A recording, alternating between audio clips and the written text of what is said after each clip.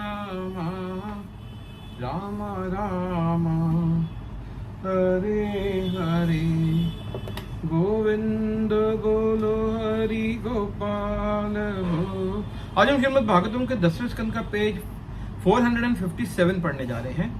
मंद मुस्कान के साथ श्री कृष्ण ने उन सबको आश्वासन दिया, घबराओ नहीं, मैं तुम्हारी रक्षा करूंगा। श्री कृष्ण समझ गए कि वह दैत्य शिवजी द्वारा उत्पन्न किया गया है, इसलिए उन्होंने तत्क्षण अपना सुदर्शन चक्र भेज दिया। कोटि कोटि सूर्यों के समान देदीप्यमान वह चक्र उस दैत्य का पीछा करने लगा। अपने प्रयासों में विफल दक्षाग्नि उल्टे मुंह काशी की ओर दौड़ने लगा।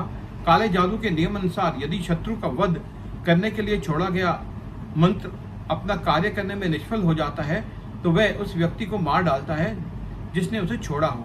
काशी लौटकर उस दैत्य ने सुदक्षिण सहित सब याज्ञिक ब्राह्मणों को भस्म कर दिया।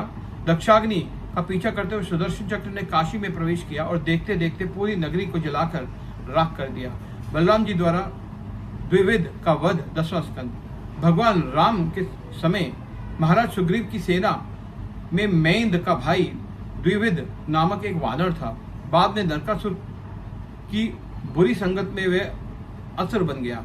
नरकासुर की मृत्यु का समाचार सुनकर द्विविद बौखला गया और इसका प्रतिशोध लेने के लिए वह यहाँ तहाँ गांवों और कस्बों को जलाने लगा। एक बार उसने वन में जाकर अनेक स्थानों को तहस नहस किया और पर्वतों को उखाड़ फेंका और एक दिन समुद्र तट पर जाकर अपनी सशक्त भुजाओं से समुद्र में मंथन करके उठी लहरों से तटवर्ती गांवों को डुबाने लगा। कई बार वह ऋषियों के आश्रम में जाकर उनके बगीचों को उजाड़ देता और यज्ञस्थली में मलमूत्र विसर्जन करता। कई बार वह स्त्री पुरुषों का अपहरण करके उन्हें किसी गुफा में बंद करके बाहर से बड़ी चट्टान द्वारा उन्हें बंद कर देता और कई बार वह संभ्रांत परिवार की युवतियों को साथ बलात्कार करता। एक दिन वह इसी प्रकार शैतानी कर रहा था। उसे निकट स्थित रैवत पर्वत से मधुर संगीत सुनाई देने लगा। वहां उसने देखा कि बलराम जी अनेक युवतियों के साथ नाच गा रहे हैं। उनके नेत्र यहाँ तहाँ घूम रहे हैं, मानो उन पर वारुणी का नशा छा गया हो।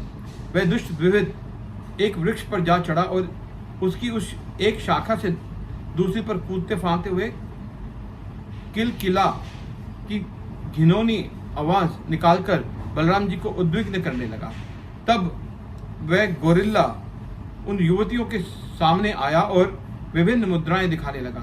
अक्सर युवतियों को ऐसे बचकानी बातें बहुत बाती हैं, इसलिए उसकी इन हरकतों को देखकर वह खिलखिलाकर हंसने लगी। बलराम जी की आंखों के सामने वह द्विविद इतना उद्दंड हो गया कि कभी अपने बोहों से गलत संकेत देकर और कभी ठीक उनके सामने आकर अपने निचले अंग उन्हें दिखाकर उनका अपमान करने लगा। बलराम जी की सहन शक्ति समाप्त हो गई। उन्होंने एक बड़ी चट्टान उठाई और द्विविद पर दे मारी।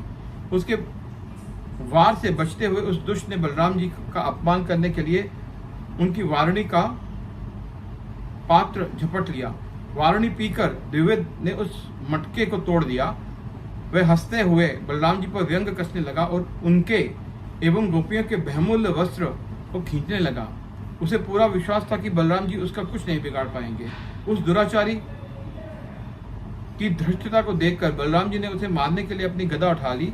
ये देखकर द्विविद ने एक हाथ से एक शाल वृक्ष उखाड़ा और तेजी से दौड़ता हुआ बलराम जी के सिर पर अपनी पूरी शक्ति से प्रहार किया। हरे कृष्णा कृष्णा कृष्णा